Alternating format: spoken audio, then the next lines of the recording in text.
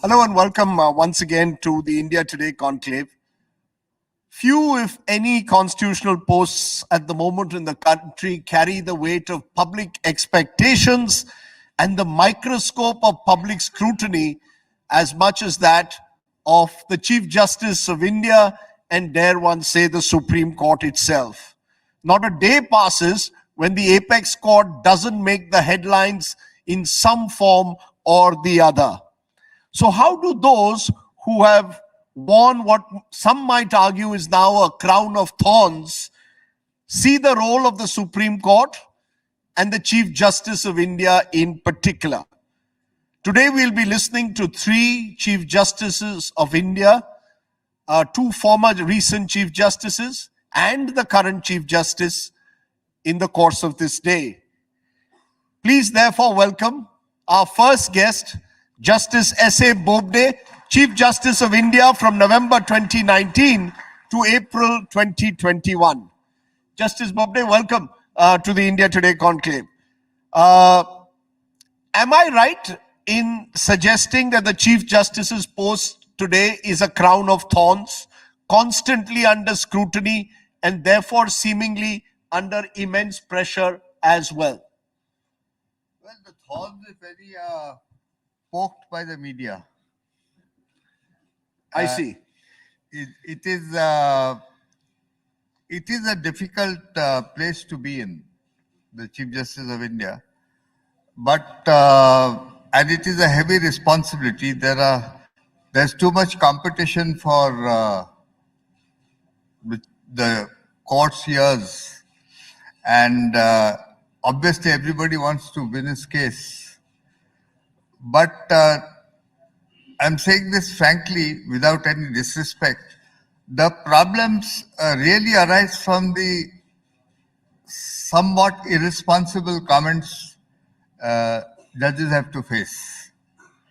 And the Chief Justice is always answerable. Anything that happens in the court is the Chief Justice who is responsible. Now, you seem to be almost suggesting that Bechara Chief Justice. No, not at all. I was just telling you, I was just carrying forward your analogy of thorns. Yes. I said the post itself, there's no thorns on the post. Those thorns are what you get from the onlookers. Okay. The onlookers will probably turn around and say that the fact is many judgments in this country at the moment are tangled in political wars. You were, for example, part of the Ayodhya judgment, and the nature of the case, the kind of politics that had swirled around Ayodhya for decades meant inevitably whatever judgment you delivered, there was going to be some kind of a political fallout to it. That's so in every case. But is that part of the problem, that because the Supreme Court today increasingly finds itself tangled in taking up these political cases, whether it is Rafale, whether it is the Ayodhya judgment, because these cases come eventually to the Supreme Court, the court almost inevitably and the Chief Justice inevitably finds himself caught in a political battle? Well, I would like to say that the word label political can be attached to anything. I see nothing political about the Ayodhya case. The case, what we heard. There is probably nothing political about Rafale. It was a defense deal. Ayodhya was an issue about whether Lord Ram, amongst other things, Lord Ram was born in that place, etc., etc., etc. So I don't see, and the case has been going on since, the problem has been going on since pre-independence times. What is political about it except that politicians talk about it?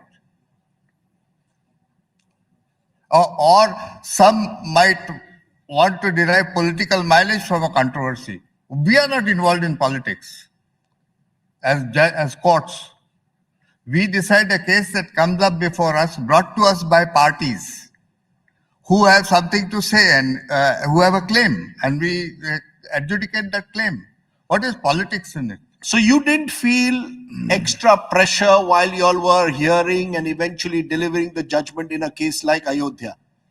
No, possibly a greater sense of, possibly some sense of anxiety on what it might, what effect it might have on the body politics to some extent, but not the political kind.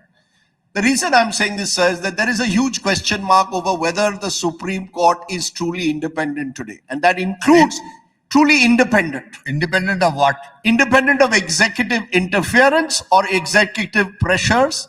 I quote a senior Supreme Court advocate, Dushyant Dave, he's also headed the Supreme Court Bar Association, said judges are scared of the Modi government and reluctant to rock the boat.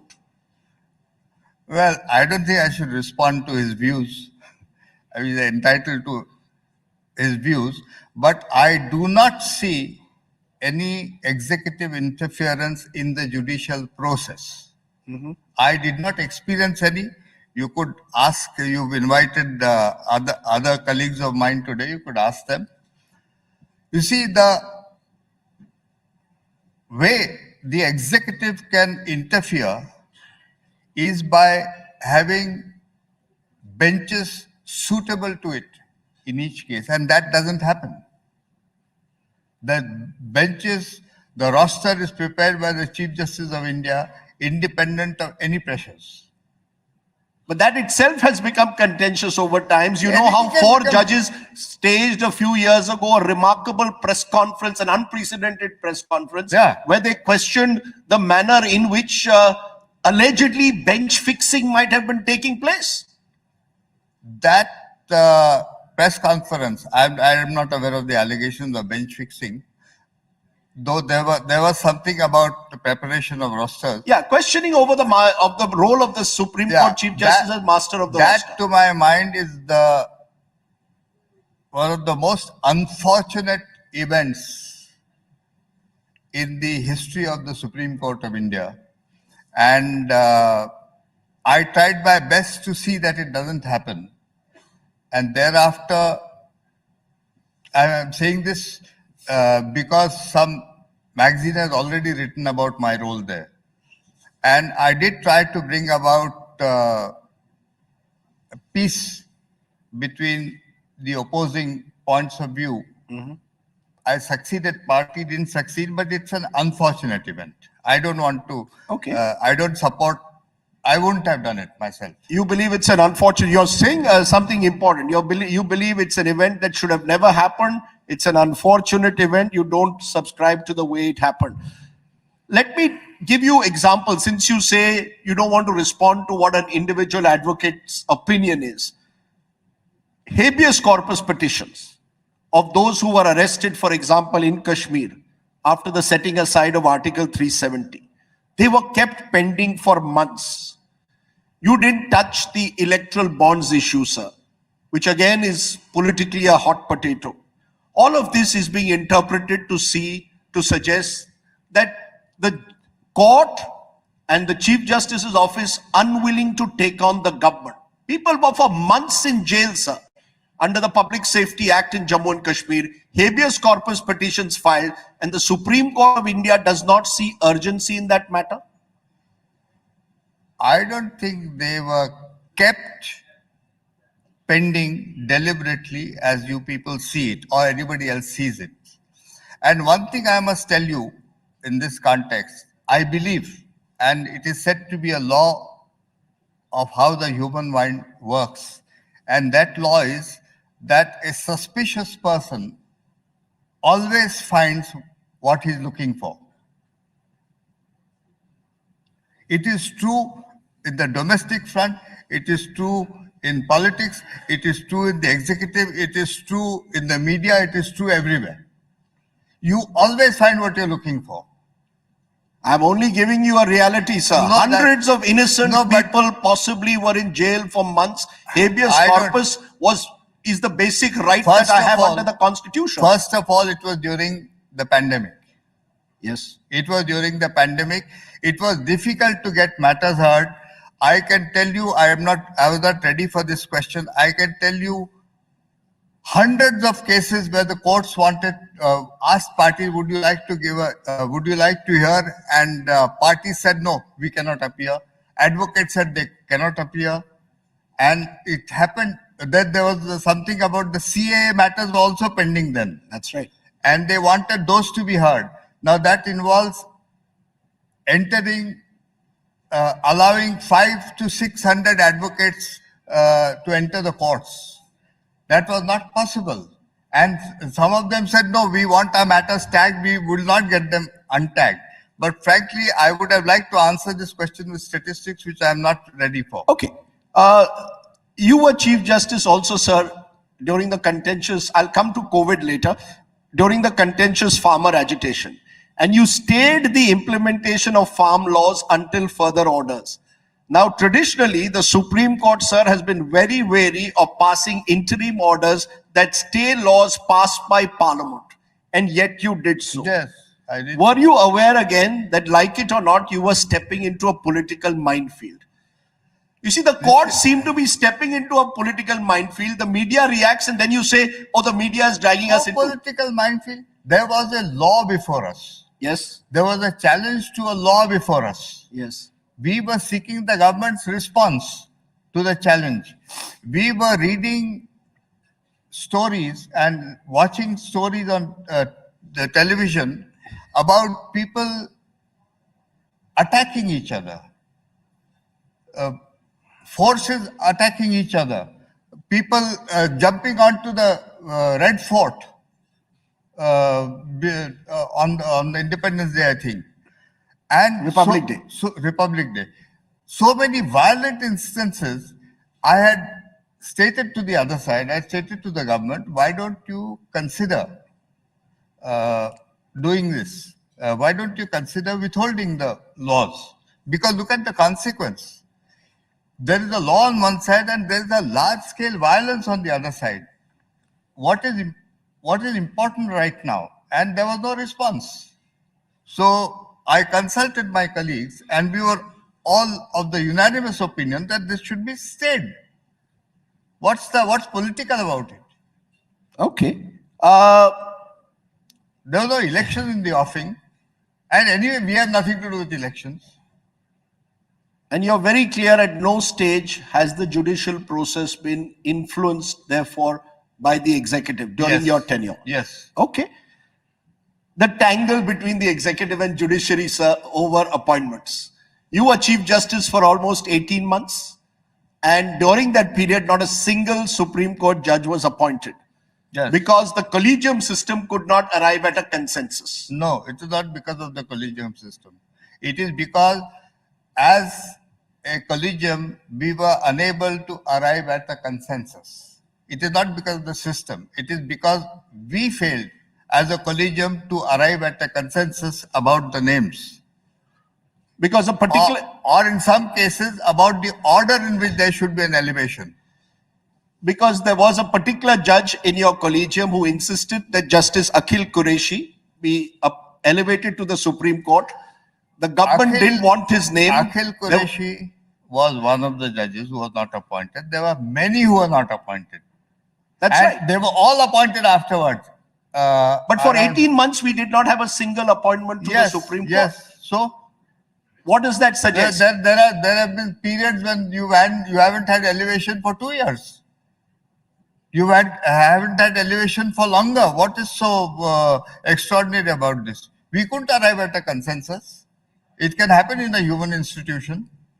Do you believe, therefore, that there is a need to relook at the system as it exists? Why should judges, 5 brother-sister judges, sit together and decide on who will be their fellow judges? Should the executive have a greater say, as the executive seems to want? The law minister seems to be running a campaign calling for a review of the collegium system. Let's not go by the government of the day, the law minister of the day, or the chief justices at the collegium of the day.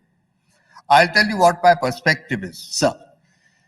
My perspective is that under the Constitution of India, there are 3 organs of government: the executive, the legislative, and the judiciary. They are separated in their functions and powers. They are not separated in their purpose and objective. The objective of all three has to be the common objective set out in the Constitution in the preamble. I consider it perfectly legitimate that the executive has a vital interest in who is going to be a judge. Apart from the fact that they are the executive and one of the organs of government, they are also the largest litigant in any court. Now the problem is not that they have an interest in it. The problem is how to give effect to that interest. Earlier, it was only the Chief Justice of India who decided it along with the government. Sometimes the Prime Minister, the executive, the law minister. Then came the two judges case. It was widened. The Chief Justice of India's power was shared with the collegium. Power and responsibility. It was also, you brought in more fresh views on the same elevation. Then came the parliamentary law NJA, National Judicial NJC. That provided a wide representation to all kinds of opinions, including to social workers, eminent people. The Supreme Court did not agree with it, and they struck down that law. They also struck down the constitutional amendment on the ground that the independence of the judiciary expressed through the appointment of judges is a part of the basic structure. So there was no say to the executive formally.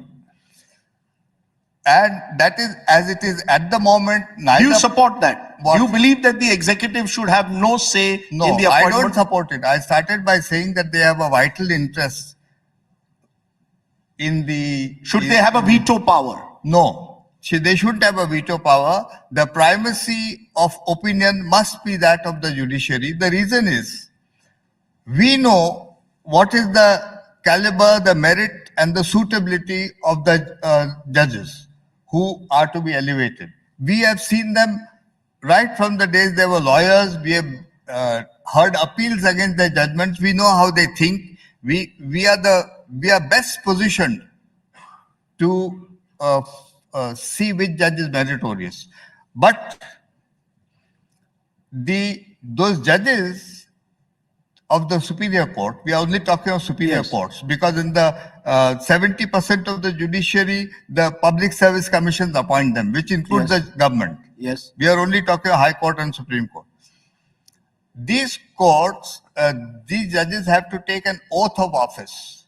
That oath of office says that I shall uphold the sovereignty and integrity of India, that I shall uphold the Constitution and the laws, and other things. Yes. It is important that a judge can do that as a judge. And on these aspects, it is often the executive's opinion which is vital. For instance, when the Intelligence Bureau reports to us, things like what are the activities of this judge.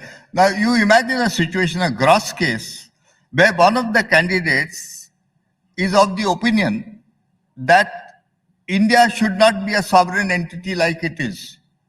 There should be a separate state somewhere. Separate means outside India. The executive is in the best position to tell the court that this is not a suitable candidate, the collegium. So the executive's opinion is important. With or without the NJC, I have full respect for the judgment of the Supreme Court. I am saying that consultation with the executive can be made by the Chief Justice of India and the collegium. Their views taken, but I believe the primacy must remain with the Chief Justice or the collegium. Okay, I think you've been pretty clear, categorical in that sense now about that. Consultation, but the final say must remain with the collegium is what you're telling me. And consultation, I do not mean concurrence. Okay, point taken. So we have very limited time left, but I'm going to ask you some more interesting. Let's lighten the mood. The most difficult case in your career? It's a case I didn't decide, but I'll tell you some. I mean, there was a laborer who was charged with rape and murder of a young girl. Yes. And and that chap had been convicted. When the appeal was pending, the investigating officer committed suicide, saying that I have been forced to implicate this chap. And he managed it successfully. The High Court agreed that his suicide note is true. And we were hearing an appeal. Obviously, he ought to have gone scot-free. This is Lalit, the expert in criminal law. But I took the view that we should not acquit him till we prosecute these prosecution witnesses who had lied through their teeth. And there was a difference of opinion between my colleague and me. He said, no, we'll just let him go. I said, no, we must prosecute him. Fortunately, unfortunately, the bench changed and I couldn't decide that case, but I have never been so foxed in a case as in this one, because the suicide note was not part of the trial record. It's interesting you're saying that, because your one judgment did create a lot of controversy, where you, not judgment, but an observation you made in court, where you suggested to a rape victim that she marry. I didn't. This is what was reported. I'll tell you what happened. That she marry her alleged rapist. Frankly, I want to tell you what happened because I haven't got a chance to tell anyone what happened. Please do. The boy and the girl had a love affair. They were related to each other distantly. They had a love affair, and their parents on both sides objected because they were spending a lot of time together. So they told them, you get married. You can't carry on like this. They had an affair for 7-8 years. And they signed an agreement that we'll marry. Now that chap came in appeal. He applied for bail.